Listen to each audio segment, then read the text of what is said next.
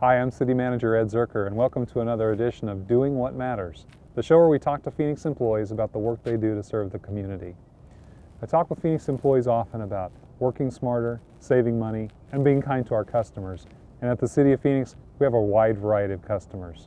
I'm here today at Tres Rios, a City of Phoenix water services facility at 91st Avenue and Broadway, and I'm joined by Mike Eppard, an operations and maintenance technician who had a recent experience with a different kind of customer. Mike, this is probably the most unique customer service story I've ever heard. Tell us about your day where your customer was a pelican. Yeah, it was an interesting morning for sure. We were headed out just after light, going down to check actually for some beaver damage. We've been having some issues with them clogging up the water drainage. And me and one of the ladies I work with, Lisa, and seen a pelican flying lower than normal and acting kind of odd. And it landed right in front of us. And when it did, it started stretching its neck out, hitting on its head on the ground. It was choking. So you knew something was wrong. Right. And it was making even a choking sound. Okay. So we got out to investigate, and it'd walk a few steps and then start choking again. So I knew something was wrong, like you said. And so we thought, well, we need to check this out. But being a big bird like that, you don't want to get hurt either. So we kind of got it cornered because it couldn't move her, and it just kept gagging and opening its big mouth. I didn't realize they were that big. They're big birds. Oh, yes, they are. And we kind of got it cornered in some rocks. We had a rake that we got out of the truck. She kind of got behind it and pinned it down. And then when it looked at her, wondering what's going on, I grabbed it by the beak so we could control it. Now, how do you help a pelican that's choking?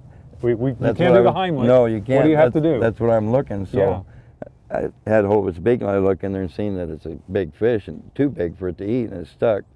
So I had to go in after it. Go in like in its mouth. with your arm? With my arm. Down the throat of the pelican? Down the throat. Took about 30 minutes to get that bird 30-minute operation to remove the fish from the pelican. And how did the pelican do with this? He did good while we were working on it, probably because I don't know what he was thinking. But you were saving his life. Once we were done, we got a few pictures, took a few fast steps, and took off like he was going to fish again, I guess, hopefully with a better idea on what size fish to catch. So you saved his life. Now, pelican saving is probably not the job description of a typical O&M tech in the Water Services Department. No, I didn't have to have any training, or they didn't require that when I came in. But a normal day for you here is what, in this beautiful place that we're at? What are you doing on a normal day when you're not saving Normal pelicans? day, we're considered operation and maintenance technicians.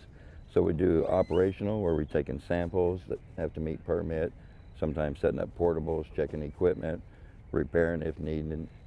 We also have vector control, which is mosquitoes.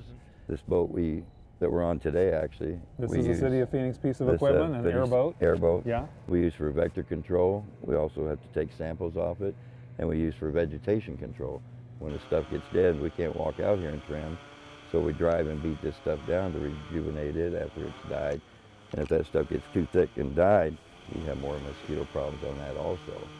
But some days we might have the mower out doing. We have erosion sometimes. We use a backhoe and dirt.